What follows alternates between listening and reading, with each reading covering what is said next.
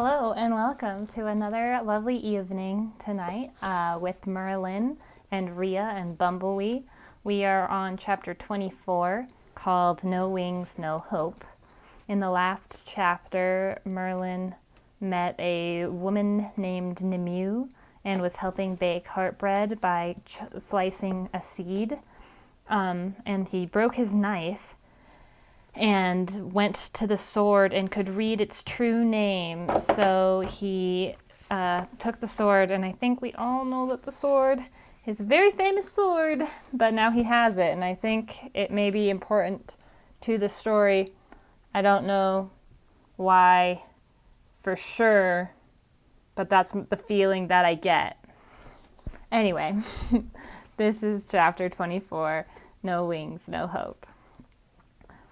Only after Rhea and I had sampled 9 different varieties of bread, including ambrosia bread, even better than I had remembered, did we finally extract ourselves from Pluton's kitchen. At last, the master baker stuffed some freshly baked heartbread in my satchel and sent us on our way. No sooner had we stepped out of his door, rejoining the bustle of the common, than we found Bumblebee slumped against the base of the great bread fountain. The lanky jester was holding his swollen belly, moaning painfully. His face, down to the bottommost chin, looked bluish-green. Lumps of golden dough streaked his hooded cloak and clung to his hair, his ears, and even his eyebrows. His 3-cornered hat, also clogged with dough, sat soundless on his head. "Oh," he moaned, "death by overeating. Such a painful end." Despite myself, I almost laughed. Remembering my pledge about my boots, however, I caught myself. As he explained to us in halting phrases between moans, Bumblebee had stood by the bread fountain, watching and smelling the rich, thick liquid flowing out of its spout until he finally could stand it no longer. He had leaned closer, drinking in the aroma. Then, with both hands, he had scooped some wondrous dough straight out of the pool and into his mouth. Liking the taste, he had taken some more. And some more. What he hadn't realized until too late was that the dough had only begun to rise. So then rise it did. In his stomach. The result was a bellyache too horrible for even him to describe. Leaning my staff against the fountain, I sat down beside him. Rhea joined us, wrapping her arms around her knees so that she resembled a bundle of green and brown vines. Slantos villagers scurried past, pursuing their tasks with all the speed and purpose of an army. I sighed, knowing that while we had purpose aplenty, we had no speed, and we still had very far to go. Rhea reached a leafy arm toward me. "You're worried about the time, aren't you? The moon is waning fast." She hesitated. "No more than 5 days left, Merlin." I know. And for leaping, we must go all the way back to Varigol. We'll have to cross Eagle's Canyon again, and we'll probably find trouble in the dark hills again." I ran my finger along the scabbard I now wore on my waist. "More trouble, I'm afraid, than even a magical staff and sword can handle." Rhea nodded toward Bumblebee. "And what about him? He can't even sit up, let alone walk anywhere." I considered the moaning figure, studded with lumps of dough. "This may surprise you, but I just don't feel right about leaving him. He really did his best for you back there on the cliff." She smiled sadly. "It doesn't surprise me." "So what should we do?" I stretched my aching shoulders. "If only we could fly." Rhea swallowed a crust of ambrosia bread, like the Finchirons of old before they lost their wings. "I need more than wings," said Bumblebee, stirring to roll over on his side. "I need a whole new body." I observed the staff, propped against the base of the fountain. There, etched darkly, were the images of a butterfly, a pair of soaring hawks, a cracked stone, and now a sword. We had come so far, accomplished so much, yet it all amounted to nothing if I could not discover the souls of the remaining songs before time ran out. I recited then to myself, trying to find a hint of hope. "The power of leaping be the 5th, in Varigol beware. Eliminating be the 6th, a sleeping dragon's lair. The gift of seeing be the last, forgotten island's spell, and now ye may attempt to find the other-worldly well." My heart sank as I considered the vast distances that the songs required. Even if I did have wings, how could I possibly cover so much ground? Not to mention the challenges that would still remain. Finding the other-worldly well, evading the ogre Baelor, and climbing up to the realm of Dogda to get his precious elixir. All this in 5 short days. If only I could compress things somehow. Skip one of the songs. Go straight to the land of the spirits. Yet even as I considered the notion, I remembered Tuatha's warning to avoid such folly. I slammed my fist against the ground. How can we do it all, Rhea? She started to reply when a group of 4 men tottered over to the fountain, staggering under the weight of a huge black cauldron. Oblivious to anyone who might happen to be in their path, they pushed and bumped their way across the common. As they moved between Rhea and myself, they nearly stepped right on poor Bumblebee. Even as he groaned and rolled aside, they propped the cauldron on the edge of the fountain's pool and began to pour. A creamy brown mixture that smelled of cloves emptied into the pool, gurgling and splattering. As they departed with the empty cauldron, a small, round-cheeked boy ran up to me. Excitedly, he tugged on my tunic. Galway, I examined. Then, seeing the worry on his face, I froze. What's wrong? She took it, he panted. I saw her took it. Took what? The goblin slayer. She took it. Puzzled, I squeezed his stout little shoulders. Goblin slayer? What? Suddenly, I looked at the fountain. My staff was gone. Who took it?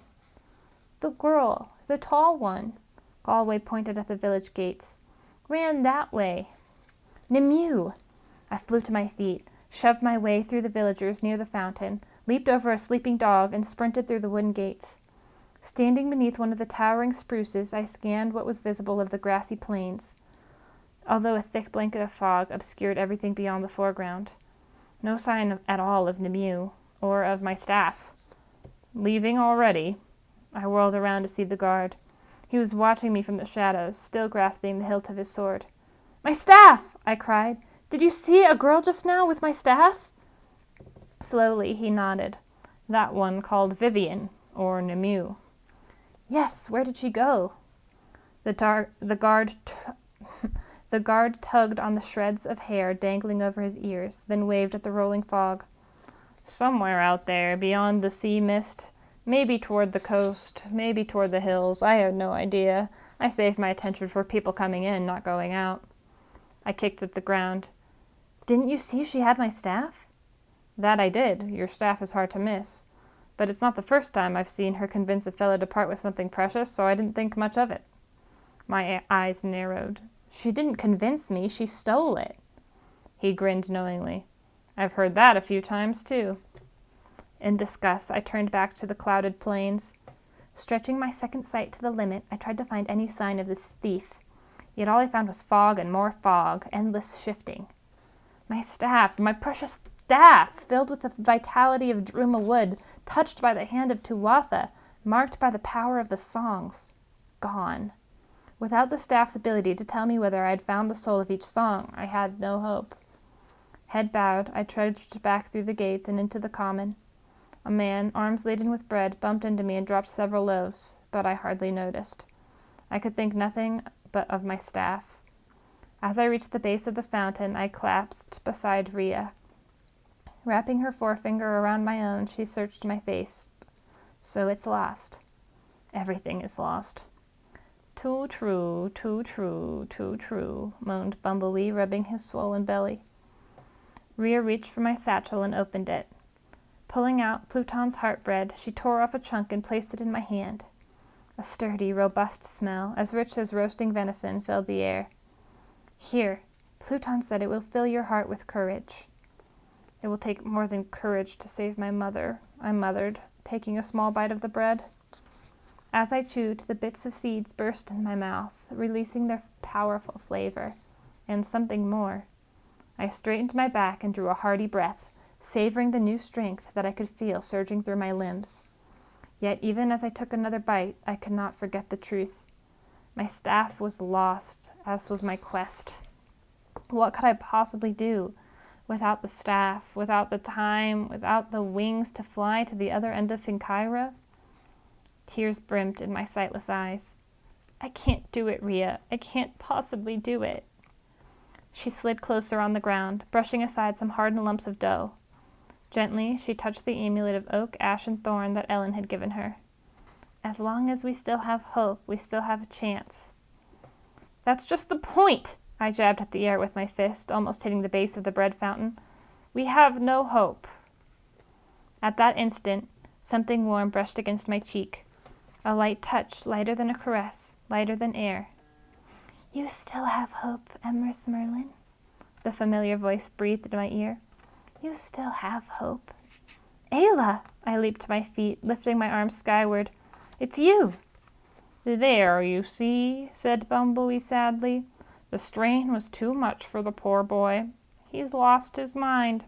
Now he's talking to the air. Not the air, the wind. Rhea's eyes brightened.